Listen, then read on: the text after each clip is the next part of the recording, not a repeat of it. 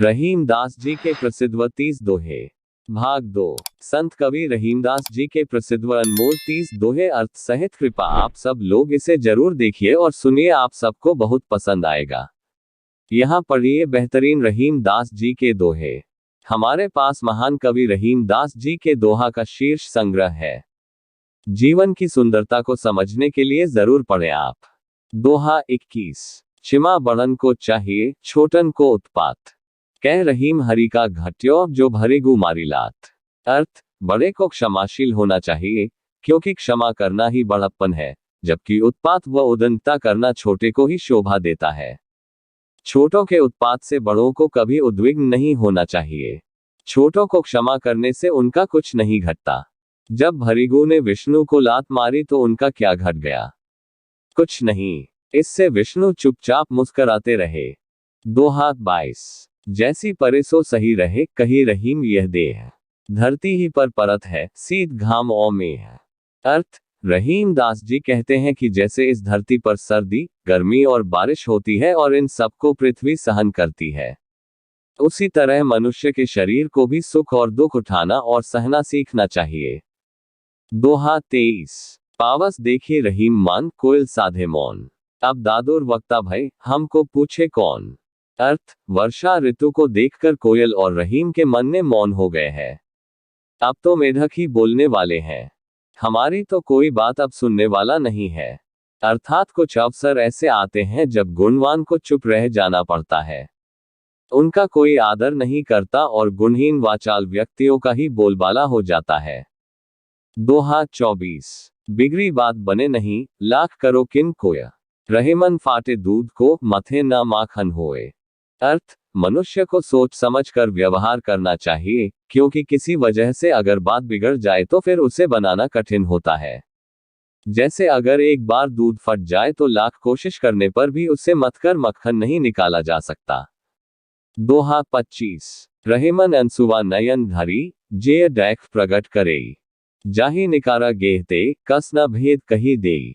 अर्थ, रहीमदास जी कहते हैं कि आंसू आंख से बहकर मन का डैख प्रकट कर देते हैं।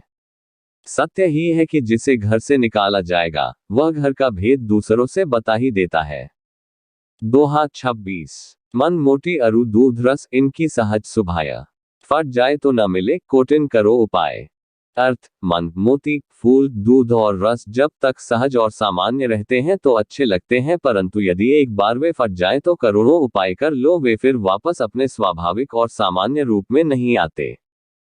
दोहा 27। जाल परे जल जात बही, तजी मीनन को मोह। रहे मन मछरी नीर को, तो न छानरती छोह। अर्थ, इस दोहा में रहीमदास जी ने मछली के जल के प्रति घनिष्ठ प्रेम को बताया है। मछली पकड़ने के लिए जब जाल पानी में डाला जाता है तो जाल पानी से बाहर खींचते ही जल उसी समय जाल से निकल जाता है, परंतु मछली जल को छोड़ नहीं पाती। उससे बिछुड़कर तड़प तड़प कर अपने प्राण दे देती है। दोहा 28। विपत्ति भये धन ना रहे, रहे जो लाख करोड़। नभ तारे छिपी जात हैं, जो रहीम ये भोर। अर्थ, रहीमदास जी कहते हैं, जिस प्रकार रात्रि में लाखों करोड़ों तारे आसमान पर जगमगाते रहते हैं, वही सवेरा होते ही सभी लुप्त हो जाते हैं। उसी प्रकार जब विपत्ति आती है तो धन भी नहीं रहता। भले ही आपके पास लाखों करोड़ों क्यों न हो, सब विपत्ति की भेंट चढ़ जाते हैं। दोहा 29। ओछे को सत्संग रहीमन तजहु अनगार्ज्यो। तातो जारे अंग सिरे पे कार लगई। अर्थ, ओछे मनुष्य का साथ छोड़ देना चाहिए। हर अवस्था में उससे हानि ही होती है। जैसे अंगार जब तक गर्म रहता है तब तक शरीर को जलाता है, और जब ठंडा कोयला हो जाता है तब भी शरीर को काला ही करता है। दोहा 30। रहे मन ओछे नरन सो, बैर भली न प्रीत। काटे चाटे स्वान के, दो भांति विपरीत। अर्थ, गिरे हुए लोगों से न तो दोस्ती अच्छी होती है और न ही दुश्मनी। जैसे कुत्ता चाहे काटे या चाटे, दोनों ही अच्छा नहीं होता। दोहा 31। लोहे की न लोहार की, रहीमन कही विचार जा। हनी मारे सीस पे, ताही की तलवार। अर्थ, रहीम विचार करके कहते हैं कि तलवार न तो लोहे की कही जाएगी न लोहार की, तलवार उस वीर की कही जाएगी जो वीरता से शत्रु के सर पर वार करके उसके प्राणों का अंत कर देता है। दोहा 32। तासो ही कछु पाए, कीजे जो की आस। रीते सरवर पर गए, कैसे बुझे प्यास। अर्थ, जिससे कुछ पाने की उम्मीद हो उसी से ही कुछ प्राप्त भी हो सकता है। जो देने में सक्षम न हो उनसे नहीं मांगना चाहिए, क्योंकि सूखे तालाब के पास जाने से प्यास नहीं बुझती। दोहा 33। माह मास लही टैसुआ मीन परे थल और, त्यो रहीम जग जानिए छुटे आपुने ठौर। अर्थ, माघ मास आने पर टेसु पलाश का वृक्ष और पानी से बाहर पृथ्वी पर आ पड़ी मछली की दशा बदल जाती है। इसी प्रकार संसार में अपने स्थान से छूट जाने पर संसार की अन्य वस्तुओं की दशा भी बदल जाती है। मछली जल से बाहर आकर मर जाती है, वैसे ही संसार की अन्य वस्तुओं की भी हालत होती है। दोहा 34। थोथे बादर क्वार के, ज्यो रहीम घहरात। धनी पुरुष निर्धन भये, करे पाछली बात। अर्थ, जिस प्रकार क्वार आश्विन के महीने में आकाश में घने बादल दिखते हैं पर बिना बारिश किए केवल गड़गड़ाहट की आवाज करते हैं, उस प्रकार जब कोई अमीर व्यक्ति गरीब हो जाता है तो उसके मुख से बस बड़ी बड़ी बातें ही सुनने को मिलती हैं जिनका कोई मूल्य नहीं होता है। दोहा 35। संपत्ति भरम गवाई के हाथ रहत कछु नहीं, जो रहीम ससी रहत है दिवस अकासही माही। अर्थ, रहीम दास जी कहते हैं जिस प्रकार चांद दिन में होते हुए भी न होने के समान रहता है, यानी आभाहीन हो जाता है, उसी प्रकार व्यक्ति झूठे सुख के चक्कर में गलत मार्ग यानी बुरी लत में पड़कर अपना सब कुछ खो देता है और दुनिया से ओझल हो जाता है। दोहा 36। साधु सराहे साधुता, जाति जोखिता जान। रहीमन साचे सूर को बैरी कराई बखान। अर्थ, रहीम दास जी कहते हैं कि साधु सज्जन व्यक्ति की प्रशंसा करता है, उसके गुणों को उद्घाटित करता है। एक योगी योग की बड़ाई करता है, किंतु जो सच्चे वीर होते हैं उनकी प्रशंसा तो उनके शत्रु भी करते हैं। दोहा 37। वरु रहीम कानन भलियो वास करिय फल भोग। बंधु मध्य धनहीन हवे, बसिबो उचित न योग।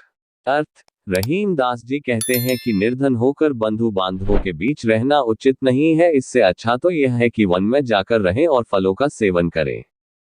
दोहा 38। रहीमन पानी राखिए, बिन पानी सब सून। पानी गए न उभरे, मोती मानुष चून। अर्थ, इस दोहे में पानी को 3 अर्थों में प्रयोग किया है। पानी का पहला अर्थ मनुष्य के संदर्भ में है, जब इसका मतलब विनम्रता से है। रहीम कह रहे हैं कि मनुष्य में हमेशा विनम्रता पानी होना चाहिए। पानी का दूसरा अर्थ आभा, तेज या चमक से है, जिसके बिना मोती का कोई मूल्य नहीं। पानी का तीसरा अर्थ जल से है, जिसे आटे चून से जोड़कर दर्शाया गया है।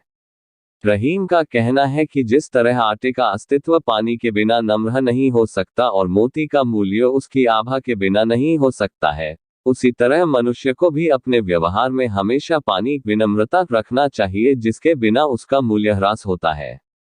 दोहा 39। रहीमन रीति सराहिए, जो घट गुण सम होए। भीति आप पैरदारी के, सबई पियावे तोए। अर्थ, रहीम दास जी कहते हैं घड़े और रस्सी की रीति सचमुच सराहनीय है। यदि इनके गुण को अपनाया जाए तो मानव समाज का कल्याण ही हो जाए।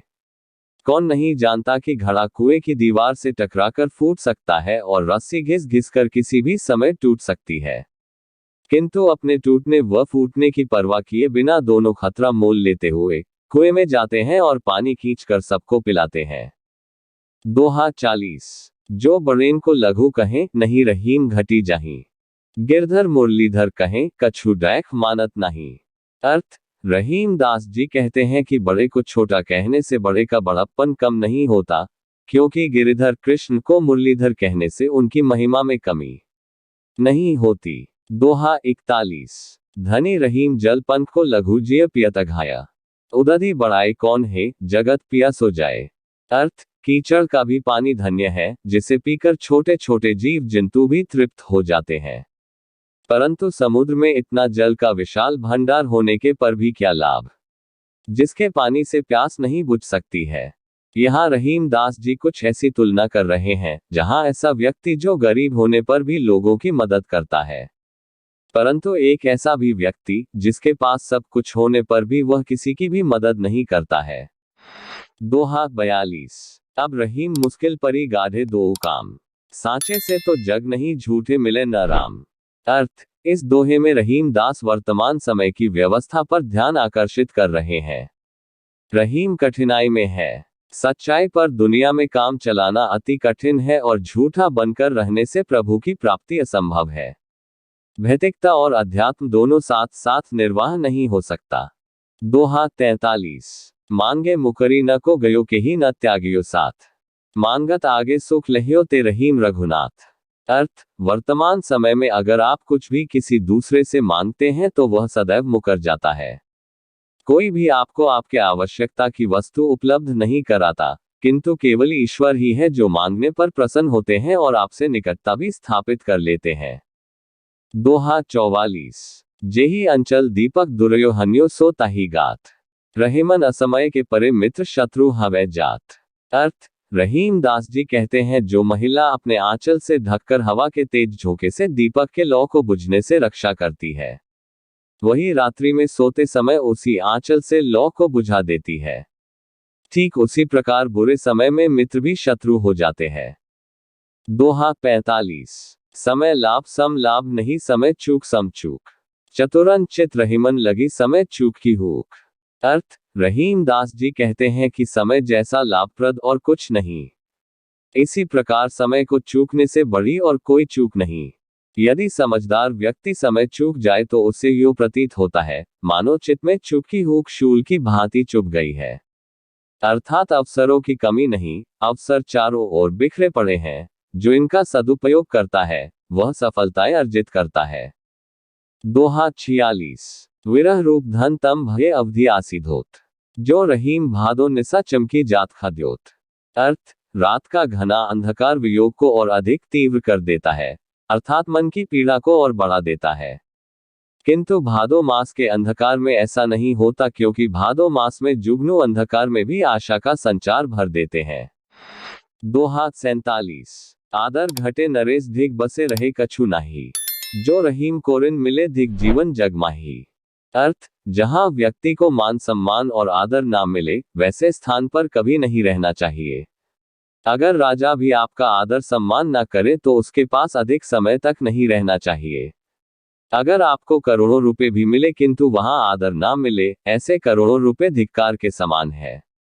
दोहा 48। पुरुष पूजे देवरा तिय पूजे रघुनाथ। कही रहीम दोन बने पड़ो बैल के साथ। अर्थ, पति जादू मंत्र आदि अनेक देवी देवताओं की पूजा करता है, वही पत्नी राम अर्थात रघुनाथ की पूजा करती है।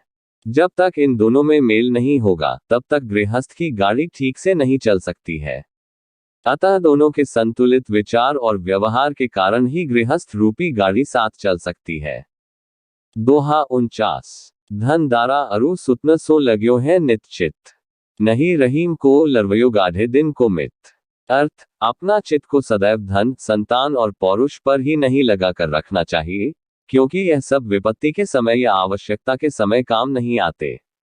इसलिए अपने चित्त को सदा ईश्वर में लगाना चाहिए, जो विपत्ति के समय भी काम आते हैं। दोहा 50। रहीमन कुटिल कुठार जो करी डारत द्वैटुक। चतुरन को कसकत रहे समय चूक की हुक।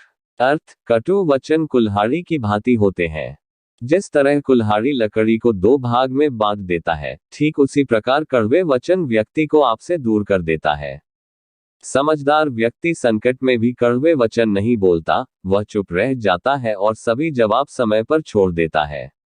रहीम के 30 अनमोल प्रसिद्ध दोहे आपको कैसा लगा, कृपया अपने कमेंट्स के माध्यम से हमें बताएं और अगर आपको यह लेख अच्छा लगा तो जरूर शेयर करें।